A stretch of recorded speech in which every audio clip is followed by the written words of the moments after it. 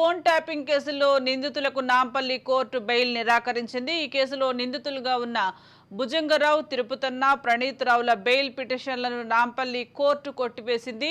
రాధాకిషన్ రావు bail పిటిషన్పై విచారణను ఈ నెల 29వ తేదీకి వాయిదా వేసింది.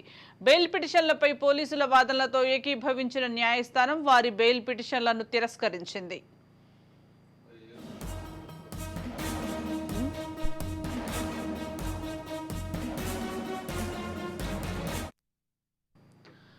ఫోన్ ట్యాపింగ్ కేసుపై అంతకుముందు హైదరాబాద్ సిపి స్పందించారు. ఈ కేసుకు సంబంధించిన విచారణ సాగుతోందన్నారు.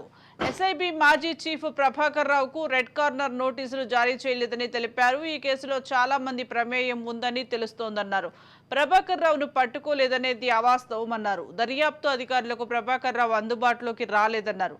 సరైన సమయంలో ఫోన్ ట్యాపింగ్ కేసు వివరాలు వెల్లడిస్తామన్నారు.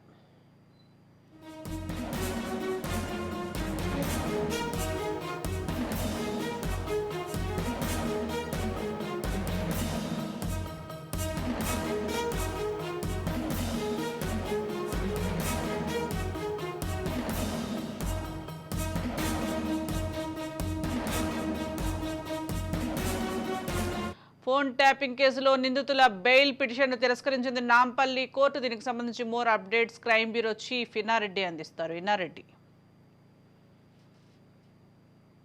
ఎవరైతే నిందితులు ఉన్నారో నలుగురు నిందితులు బెయిల్ పిటిషన్ ఈ రోజు నాంపల్లి కోర్టు కొట్టివేయడం జరిగింది. అయితే పోలీసులు చాలా స్పష్టంగా చెప్పారు. ప్రధానంగా చూస్తే నలుగురు విచారిస్తున్న క్రమంలో ఇప్పుడు కనుక బెయిల్ ఇస్తే సాక్ష్యాలను తారుమారే అవకాశం ఉంది. వాళ్ళందరూ కూడా పోలీస్ ఆఫీసర్లు, తర్వాత ఏదో రకంగా ఇన్ఫ్లుయెన్స్ చేయగలిగిన కెపాసిటీ ఉంది కాబట్టి వాళ్ళకి ఈ టైంలో బెయిల్ ఇవ్వద్దు అని చెప్పి చాలా స్పష్టంగా పేర్కొనడం జరిగింది. ప్రధానంగా చూస్తే దీంట్లో ప్రభాకర్ రావుకు సంబంధించి ఆయన ఇంకా అరెస్ట్ చేయలేదు కాబట్టి కీలకమైన అంటే ఆయన ఆదేశాల మేరకే నలుగురిని ఇన్ఫ్లుయెన్స్ చేసి ఫోన్ ట్యాపింగ్ చేశారు కాబట్టి ఎట్టి పరిస్థితుల్లో బెయిల్ ఇవ్వకూడదు చెప్తున్న దాని మీద పోలీసుల వాదనతో ఏకీభవించి నాంపల్లి కోర్టు కొట్టివేయడం జరిగింది. దీంట్లో ప్రణీత్ రావు, భుజంగరావు, తిరుపతన్న, రాధాకిషన్ రావు బెయిల్ చేసి కొట్టివేసిన నాంపల్లి కోర్టు కొట్టివేయడం జరిగింది. మొత్తం మీద ఈ కేసులో ఈ నలుగురికి సంబంధించిన బెయిల్ పిటిషన్ సంబంధించిన వ్యవహారంలో వీళ్ళు ఇప్పటికే చాలా కీలకమైన పాత్ర పోషించారు కాబట్టి తర్వాత ఫ్యూచర్ లో కూడా వీళ్ళు బెయిల్ వస్తే అంటే నిందితుల తరపున అడ్వకేట్ చాలా స్పష్టంగా చెప్పారు. ఇప్పటికే